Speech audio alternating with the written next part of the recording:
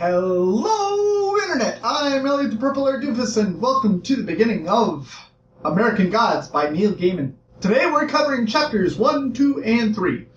I hope you've read up to that point because I do not want to ruin anything for you. The beginning of our book has our protagonist Shadow in jail. That's right, our protagonist is a former inmate. And I say former because, well, he's getting out very, very soon. He has 3 days left in jail, and his cellmate, low-key, I'm just gonna let that sit there for a second.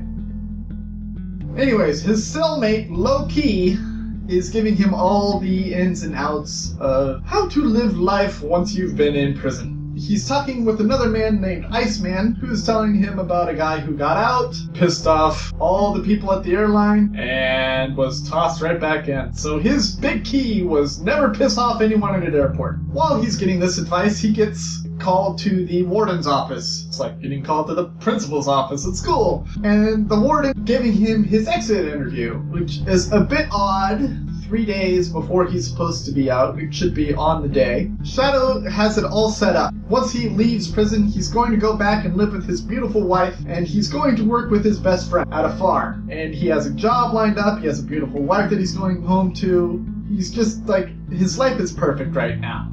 Well, almost perfect. He gets called into the warden's office, and the warden says, "We are releasing you a couple days early. It turns out that your wife died in a car crash, and that's why we're releasing you early."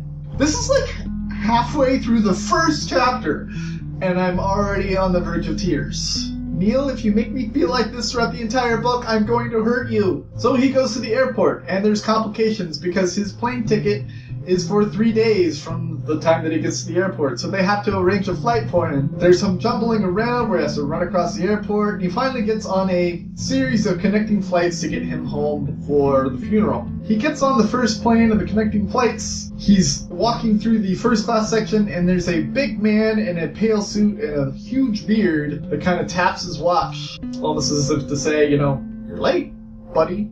Come on." Shadow gives him the yeah, I know, and he just keeps on walking. And he's looking throughout the coach, finds out that coach is completely full. The flight attendant asks him to take a seat, and he says, "I would love to, but this lady did." The flight attendant checks the tickets and says, "Well, it's your lucky day, Shadow." She takes him to first class, and she sits him next to the guy in the pale suit with the giant beard. As he's sitting there, the guy in the pale suit and giant beard says, "You're late, Shadow." And Shadow is freaked out.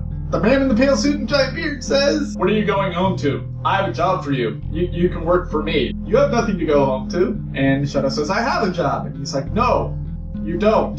He's dead." And he's like, "I don't know what you're talking about." He's like, "Trust me, you don't." In this conversation, they even infer to the idea that maybe the guy in the pale suit with the giant beard might have arranged the death so that Shadow works for him. It hasn't said that yet, that's just what I'm guessing. The plane lands at the first stop, and Shadow is freaked out. So he gets off the plane, and he sits in the airport and watches the plane take off, and watches no one else get off the plane, making sure that the guy in the pale suit and giant beard goes on the plane when it leaves. Shadow rents a car and starts driving towards his destination. He stops at a bar and grill that's crocodile themed, and he orders his food, his burger. He goes to the bathroom. While he's standing at the urinal, the man in the pale suit and giant beard goes into the urinal next to him, and he says, "You know, I have a job for you." Of course, Shadow is freaked out. Shadow walks away, and the man follows him and sits down at the table with him. There's a short little section about a lady of the night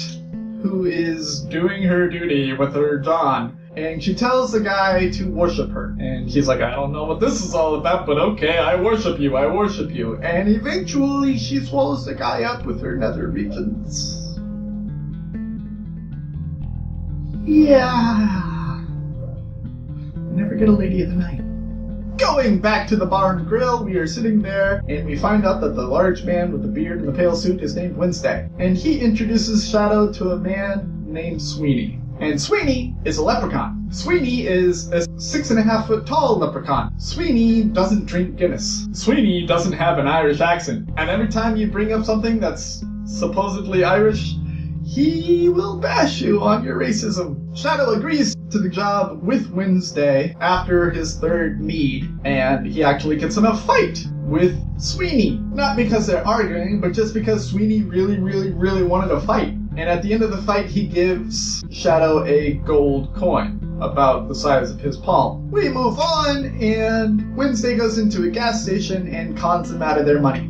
And it's at this point that I don't know whether or not Wednesday is actually a mythical creature, or he is just a con man. Who knows? One of the conditions that Shadow had when he agreed to be working for Wednesday was that he got to go to his wife's funeral. And he goes to the funeral, and it's very sad. Her best friend, also his best friend's wife, goes up to her casket and spits in her face. Turns out that Shadow's wife was having an affair with his best friend. And her best friend found out because they were engaging in roadhead when the car crashed. Shadow feels numb, and he starts walking away from the funeral. While he's walking away, he is accosted by a kid in a limo. And the kid starts telling him all these things that he's supposed to tell Wednesday. You tell that guy he gets to give me what he owes me, or he will be deleted. If you don't give him this message, I will kill you. In fact, no, I won't kill you. I'll delete you too, because you're just nothing but a bunch of ones and zeros. Wait a minute.